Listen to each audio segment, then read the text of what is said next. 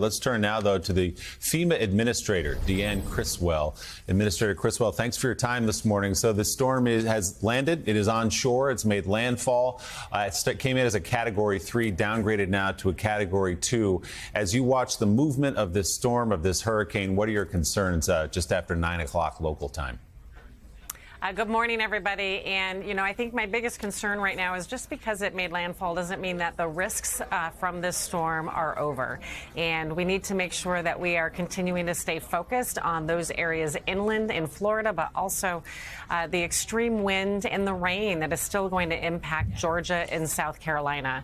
We have teams prepared and postured across the Southeast to be able to respond into any of our southeastern states to support immediate life-saving needs and then the initial recovery needs as the storm passes.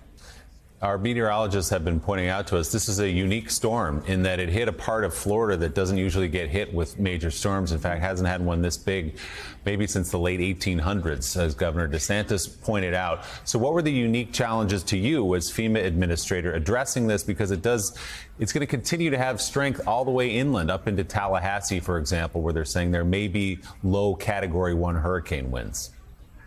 Yeah, I mean, the fact that this part of Florida has not seen this level of a storm ever really means that we have a lot of people that were unfamiliar and perhaps did not evacuate. And so our focus over the next 12 to 24 hours is going to be making sure that those people that are in harm's way and need assistance, that our search and rescue teams can get in there and assist.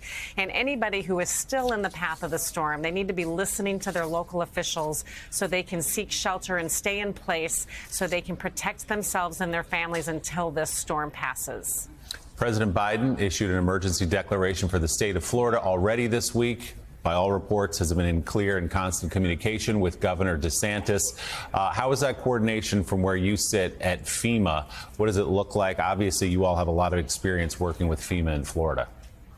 Yeah, I spoke with Governor DeSantis a few days ago before the storm hit to get a better understanding of what his concerns were going to be. And that's how we were able to posture through the emergency declaration our resources to make sure we could come in and support.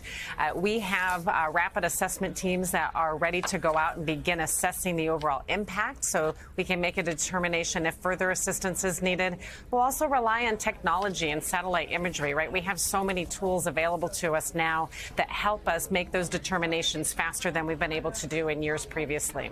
The planning and preparation for a storm like this is extraordinary. For people who don't know, we heard some of the details earlier this morning from Governor DeSantis, but from federal, from FEMA, from your office, What did it look like for this storm specifically?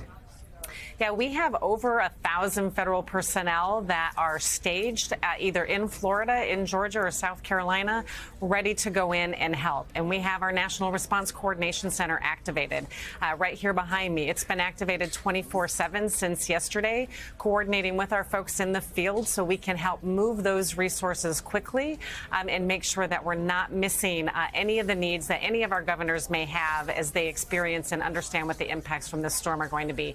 Massive effort from the entire federal family here, as well as our nonprofit partners like the Red Cross and the Salvation Army, really an all-of-government approach. And obviously, this comes just a couple of weeks after those terrible, devastating fires in Maui.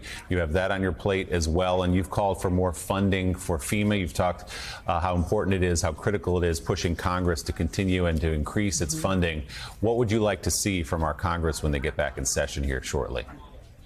Yeah, because of the amount of disasters that we have been responding to throughout the year, and now the response efforts that we've put in place for Maui and for Hurricane Idalia, I have directed my teams here to implement what we call immediate needs funding, which means that we are prioritizing all of the remaining funds within the Disaster Relief Fund to support those life-saving activities. And we need to continue to work with Congress to be able to push the supplemental through, which had $12 billion additional funding in there for FEMA so we can continue to meet the needs of the ongoing recoveries and not delay those obligations until next fiscal year. Well, with that in mind, what does this hurricane season look like to you? Obviously, this is the first big storm of the season. We're still in late August. Is it looking like a bad one relative to previous years? You know, I think time will tell on how bad it is, but it really just takes one, as we're seeing right now. We could have more, right? We are in the peak of hurricane season. And so we are fully postured and monitoring what the Atlantic is doing, as well as in the Pacific, because it's been a very active season in the Pacific with storms that hit Guam and, you know, the storm that was south of Hawaii that helped fuel the fires, right? This has been a very active hurricane season in both the Atlantic and the Pacific. And we are just continuing to stay abreast of everything that's going on so we can be prepared to support and respond as needed. Finally, as we've been discussing this morning, this is not just a Florida story. You just mentioned it. It's going to move up into Georgia, coastal South Carolina, even into North Carolina. What is your message to the residents of coastal cities there this morning? Yeah, not just coastal cities, but also our inland cities. And the message is listen to your local officials. This storm is still significant. It's going to stay a Category 2 as it goes into Georgia, which means significant winds. And it's also bringing a lot of rain. And there could be some very localized flooding, urban flooding that could pose additional danger. So listen to your local officials, heed their advice and what they're telling you to do until this storm passes.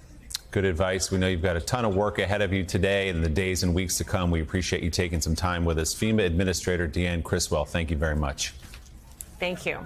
And we'll be right back on Morning Joe with our reporters stationed up and down the coast and inland in Florida, looking at what is now a Category 2 Hurricane Idalia. Still dangerous, still very powerful. We'll be right back on Morning Joe.